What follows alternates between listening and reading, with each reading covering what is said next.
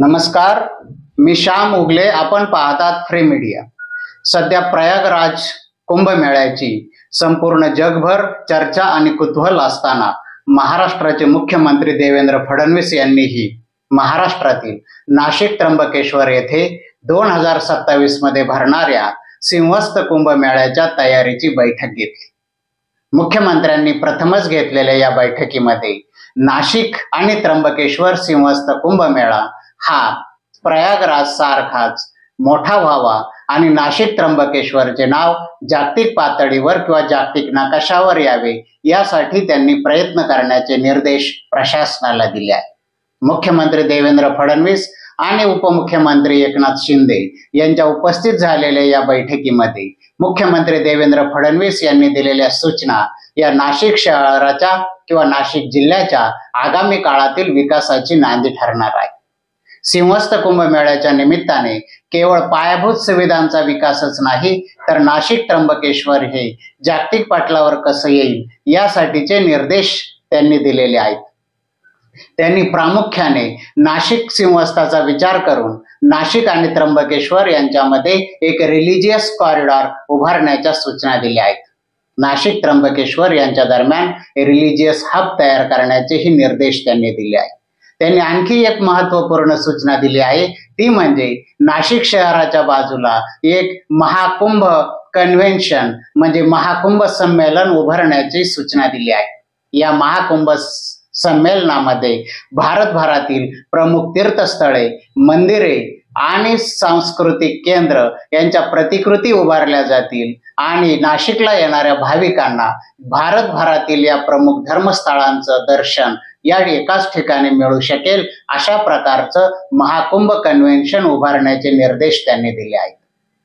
मुख्यमंत्री देवेंद्र फडणवीस यांनी सिंहस्थ कुंभमेळा हा जागतिक दर्जाचा होण्यासाठी तेथील भाविकांच्या गर्दीचं नियोजन करणं, त्यांची सुरक्षितता करणं यासाठी तर सूचना दिलेल्या आहे. या बाबी महत्वाच्या आहेतच, पण याशिवाय साधुग्रामसाठी नगर रचना विभागाने, नगर विकास विभागाने एक स्वतंत्र परियोजना तयार करून ती जमीन हस्तांतरित करण्याचे निर्देश दिले आहेत.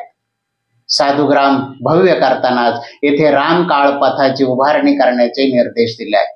नाशिक शहराच्या चहूबाजूने येणारे किंवा जोडणारे जे रस्ते आहेत त्या रस्त्यांचं विस्तारीकरण करायचं आहे आणि त्यांचं कॉन्क्रिटीकरण करण्याच्या सूचना दिल्या आहेत.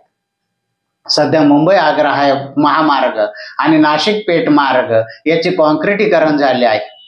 या व्यतिरिक्त आता नाशिक कडून त्र्यंबक मार्गे वाढवणला जाणारा रस्ता, नाशिक ते छत्रपती संभाजीनगर रस्ता आणि नाशिक ते शिर्डी म्हणजे नाशिक पुणे हायवे हे रस्ते सुद्धा आगामी काळामध्ये कॉन्क्रीटचे होतील. नाशिक दिंडोरी या मार्गाचाही त्यात समावेश झाल्यास नाशिकहून वणी येथे भाविकांना जाण्याची सोय आणखी सुगम होऊ शकणार आहे.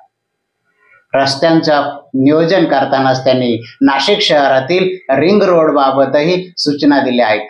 रिंग रोडचे अद्ययावतीकरण करण्याच्या सूचना देवेंद्र फडणवीस यांनी देऊन रिंग रोडचा मार्गही मोकळा केलेला आहे. मुख्यमंत्री देवेंद्र फडणवीस यांच्या या बैठकीचं आणखी वेगळेपण असं आहे, यापूर्वी मुख्यमंत्र्यांनी जरी बैठका घेतल्या, स्वतः देवेंद्र फडणवीसही यापूर्वी मुख्यमंत्री होते, परंतु त्यावेळेस हा कुंभ म्हणजे एक उपचार आहे आणि यात भाविकांना काय सुविधा द्यायच्या आहे अशा पद्धतीनं बघितलं जात होतं. परंतु पहिल्यांदाच मुख्यमंत्र्यांनी नाशिकचा कुंभमेळा किंवा नाशिक त्र्यंबकेश्वरचा सिंहस्थ मेळा हा नाशिकच नाही तर महाराष्ट्राचं ब्रँडिंग करण्याची एक संधी आहे, या पद्धतीनं त्याकडे बघितलं जाऊ लागलं आहे आणि त्या दृष्टीनंच त्यांनी निर्देश दिलेले आहेत. प्रयागराजच्या कुंभमेळ्याच्या माध्यमातून उत्तर प्रदेश सरकारनं ज्या पद्धतीनं त्या राज्याचंही ब्रँडिंग केलं आहे, याशिवाय त्या राज्याच्या उत्पन्नात कशी भर पडेल याचंही नियोजन केलं आहे.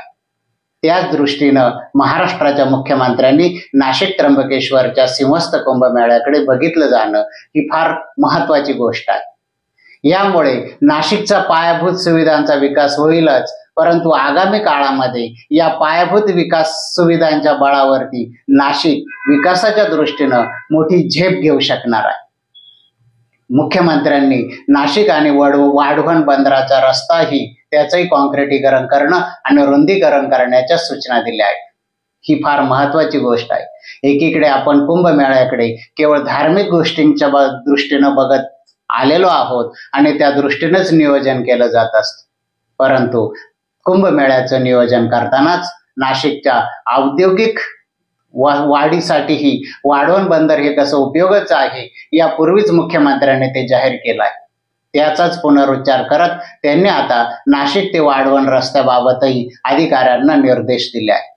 हे निर्देश देताना त्यांनी आणखी एक महत्वाची सूचना केलेली आहे। ती सूचना अशी आहे की नाशिकच्या कुंभमेळ्या किंवा सिंहस्थ मेळ्याचे काम धरताना जी कामं 2027 पर्यंत पूर्ण होऊ शकणार आहेत त्याच कामांचा त्यात समावेश करण्याच्या सूचना दिल्या आहेत।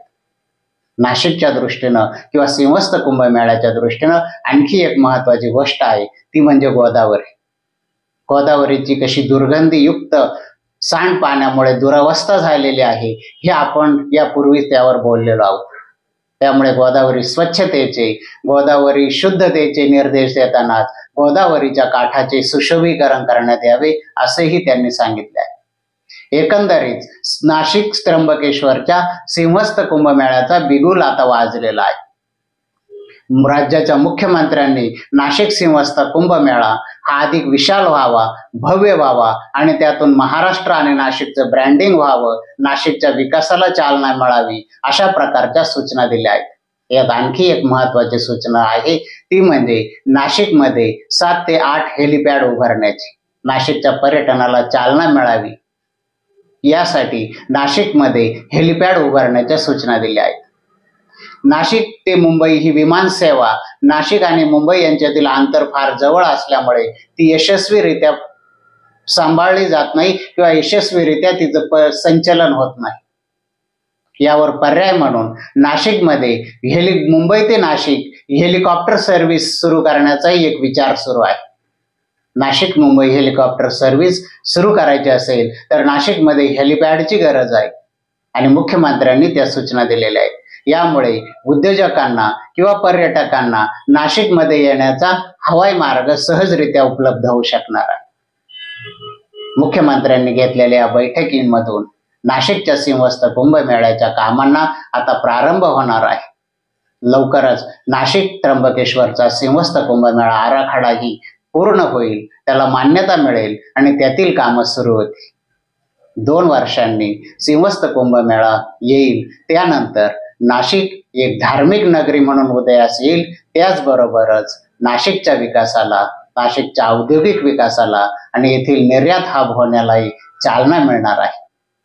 म्हणजे तंत्र आणि मंत्र यंत्र या 3 तंत्रांची भूमी म्हणून नाशिक लवकरच उदयास येऊ शकतं अशी अपेक्षा करूया। अशाच प्रकारची माहिती आणि विश्लेषणासाठी बघत राहा फ्री मीडिया। फ्री मीडियाला लाईक करा, शेअर करा, सबस्क्राईब करा। धन्यवाद।